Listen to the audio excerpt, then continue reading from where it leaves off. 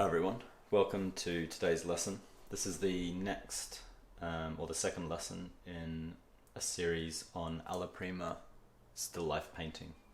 So the first session, if you've watched that video, it's called part 1, Alla Prima still life painting part 1.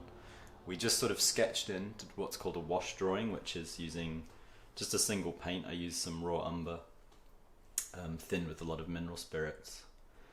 To create this wash drawing so you can rub back. Basically it just gives you a framework to then add your blocked in tones over.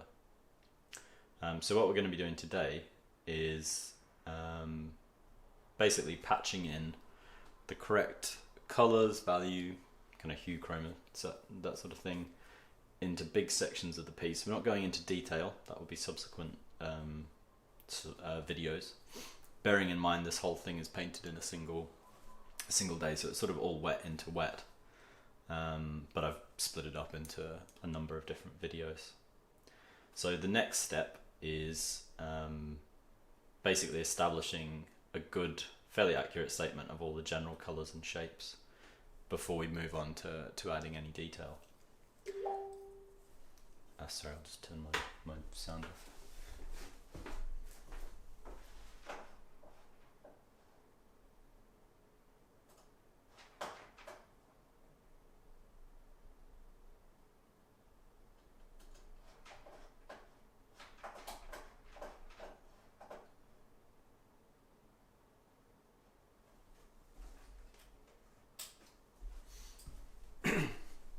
So we'll begin with placing the lightest parts of the piece and the darkest parts of the piece.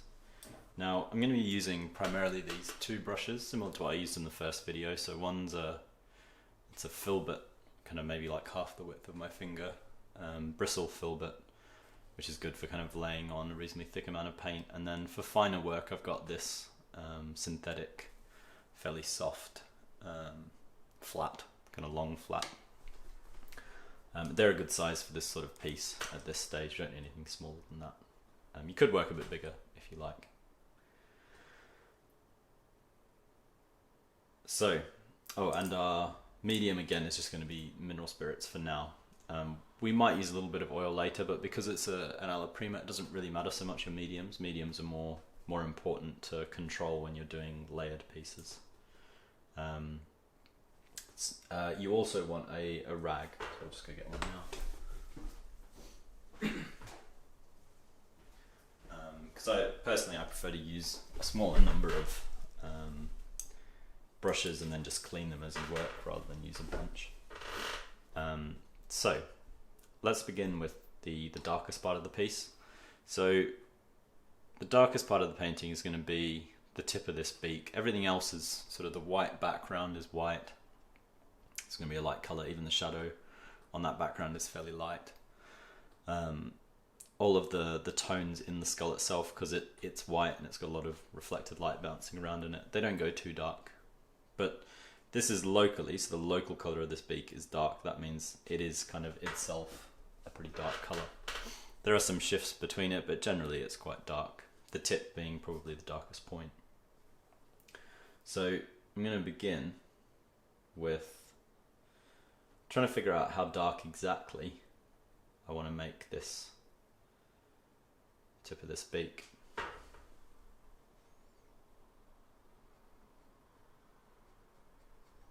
So it goes pretty dark. That's just raw umber, but I think what I want to do is make the tip of it, the very tip of it, have a bit of black mixed into it, just to make sure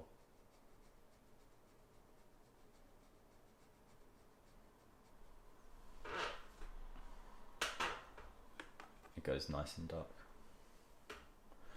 So the tips kind of got a bit of black mixed in, but then I'm shifting quite quickly up back to just pure raw umber.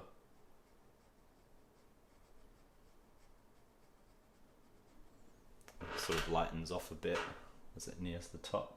As it nears the center, there's this sort of glowing orange, so I'll try to keep a sense of that. And nearer the top again, it goes a bit darker.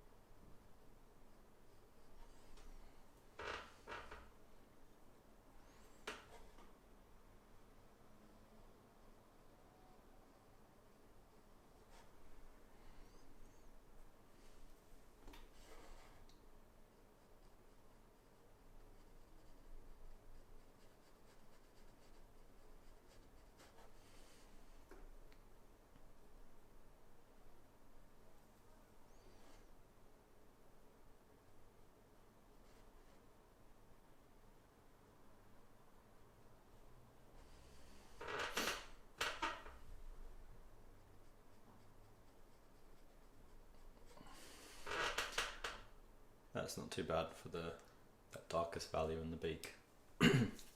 We'll have time to make adjustments to that later on. So I'm just going to clean off my brush. It's going to be shifting. Now, having laid the darkest value in, we want to place our lightest values. And so the lightest parts of the piece fall pretty much mostly over the top. Certainly the biggest patches of them fall on the top left-hand side of the skull. There are little notes within the skull that are lighter, but they're going to be details that we'll add in later stages. But for now, we just want to take pretty much pure white.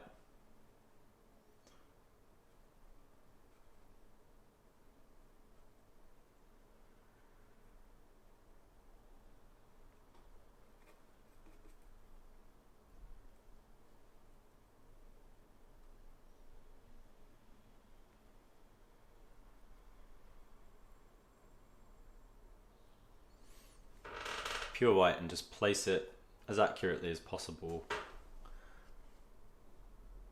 on this little skull.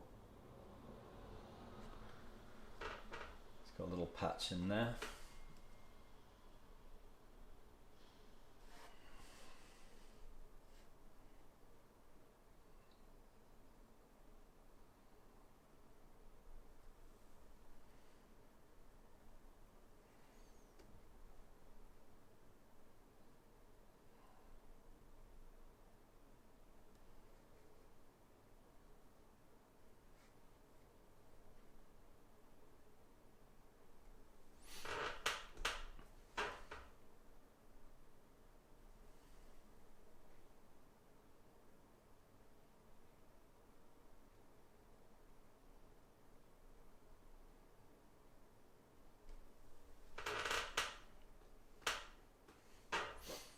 So it's slightly cool looking, this white.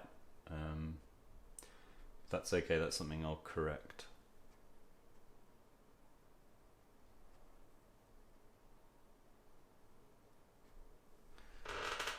Down the line. So I'm just gonna reinforce that slightly. Make sure that's as white as we can possibly go. Yeah, it's not too bad. So we've got our lightest colour in now, we've got our darkest colour. I'm going to follow that with laying the background in. Because once the background's laid in, we've only really got figuring out all the values, colours within the kind of more complex part of the skull. So switching to my bigger brush, I'm now going to mix up a background colour.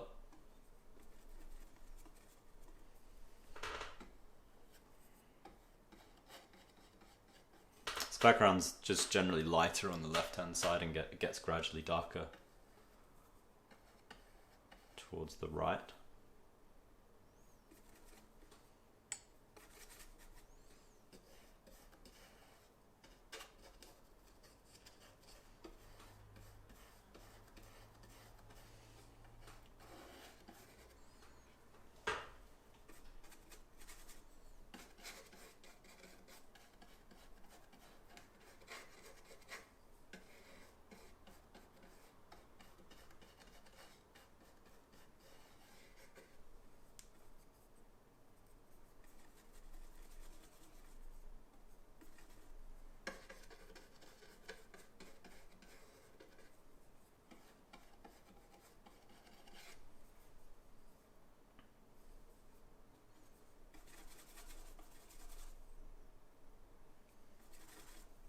Mainly what I'm looking for as I lay the background in is getting the right balance of sort of coolness and warmth. So that's what I've put there is a little bit too cool. Prior to that was maybe a little bit too warm. I can maybe start to mix them together, so you can mix on the painting as well as on your palette.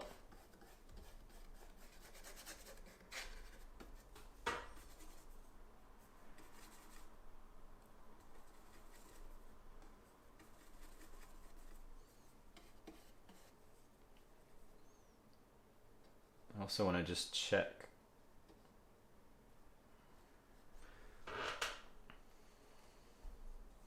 the value of my background against the value of the skull. So that's why we have got the lightest and darkest colors blocked in, because if I then lay them down next to each other, I start to get a good feel for how accurate my color matching is.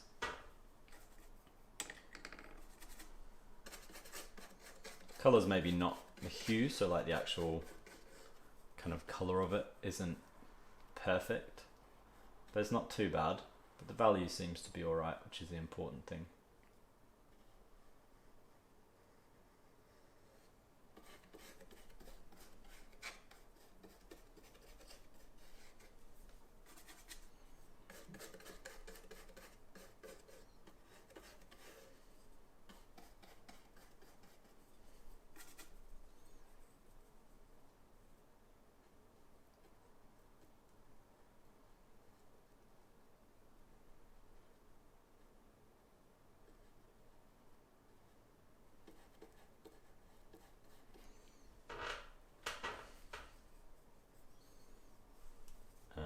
For these, some little sections that are a bit too small to fit my bigger bristle brush in, for those I'm just going to use this smaller little detail brush that I've got again.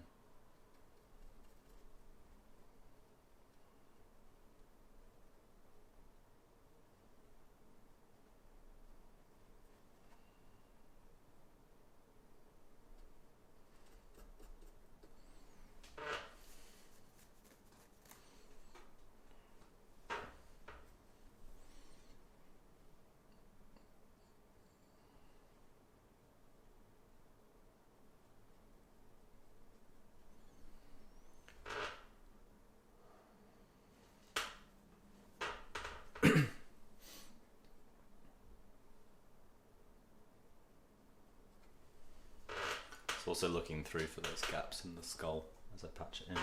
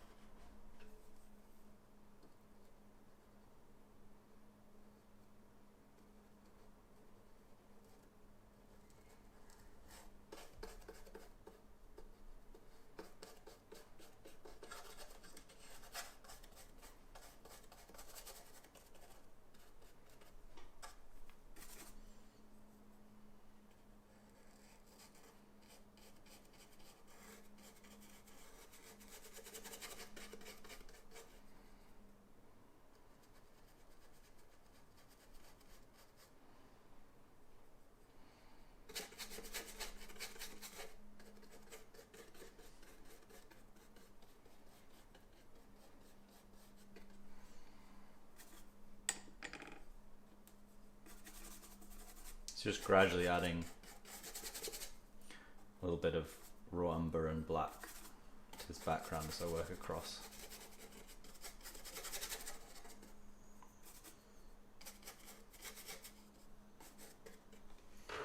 Just to give a bit of a gradient.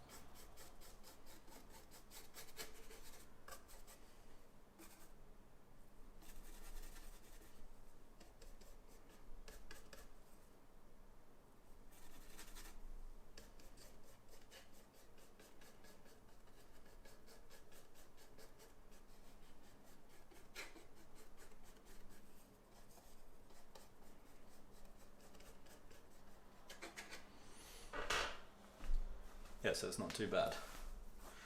Just a general background. Next thing I'll do is add these shadows in. So they're a little bit warmer, so looking for a little bit more warmth and obviously darker in shadows. Try a little bit of raw umber, which isn't too bad a match by the looks of it. So this stage is all sort of about experimenting. You're trying to figure out what works, what doesn't work.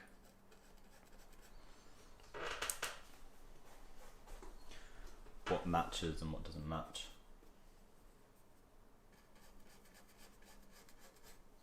So there's not exactly like a right or wrong value to put down or anything like that. You just play something down, you see how well it works, and then if need be, you adjust it. So either make it lighter or you change its color a bit by mixing in a different pigment.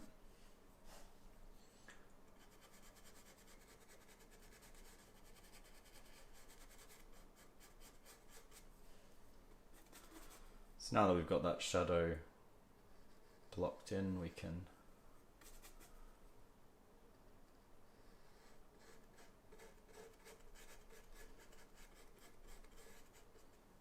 soften it, because obviously looking at the subject you can see that it's a lot softer, the tones within it.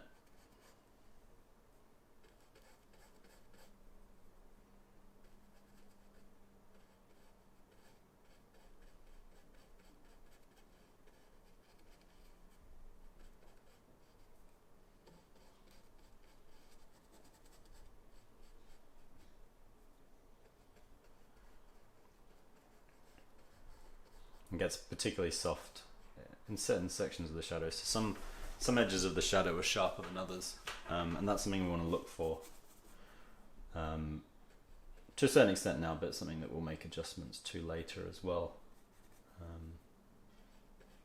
because we're going to have a few different passes over this piece as we work.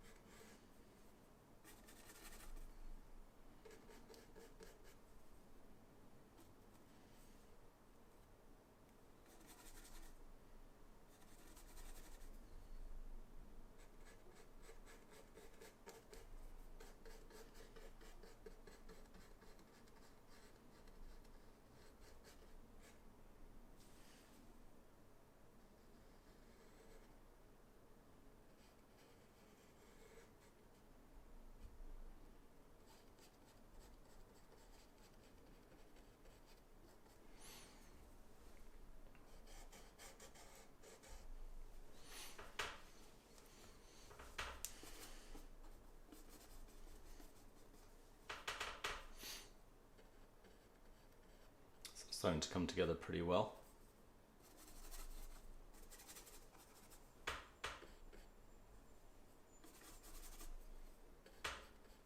To make a tiny adjustment to the shape of it.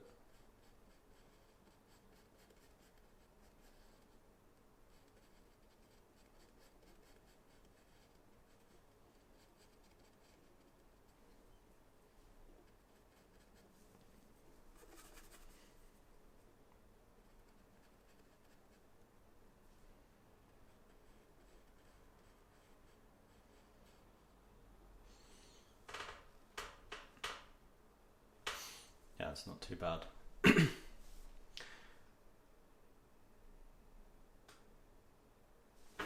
So, skipping back to going to be using our small brush again now.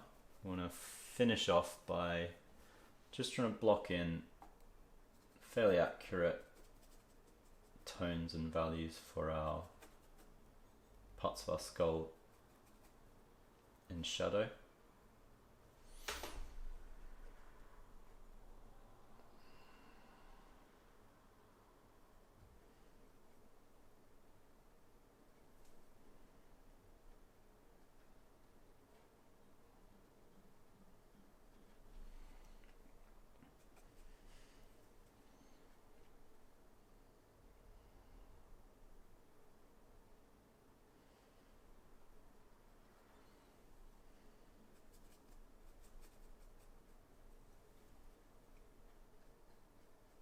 It's not being super neat. I'm just trying to block in a general suggestion of those tones.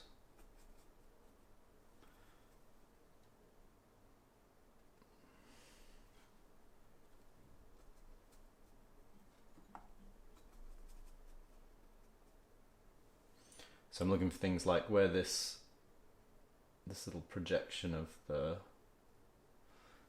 eye socket goes in front of the shadow. It does go darker, so I'm using the relationship between values as I place them to help me judge their accuracy.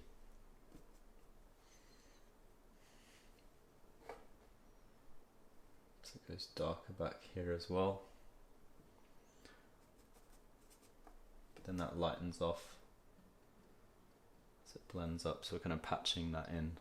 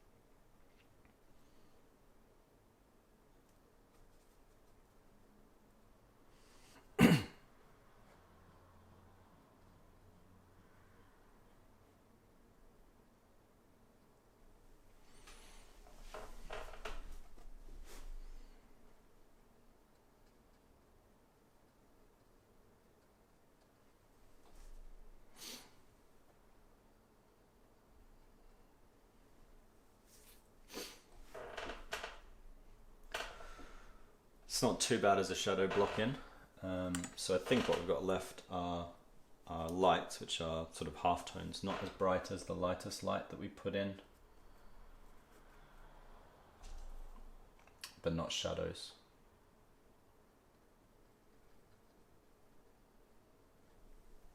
So patch them in as well.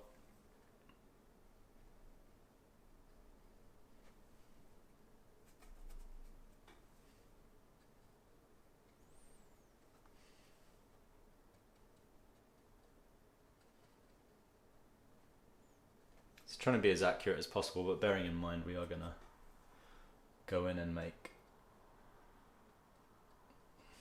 corrections to this. Just want to get it to a point where it's starting to feel close to this subject, the little skull that we're working from, or whatever subject you happen to be working from in your own piece.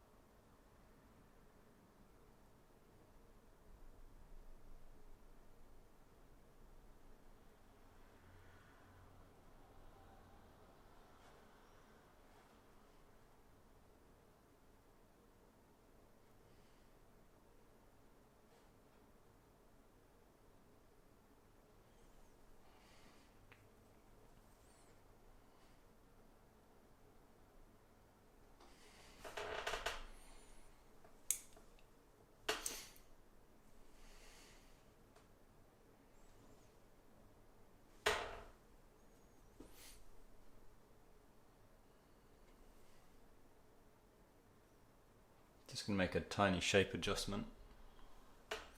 Then we'll be just about done. So I just want to extend that edge of the skull out a little bit further and possibly bring this section in a little bit, just to create a little bit more balance down the length of the skull.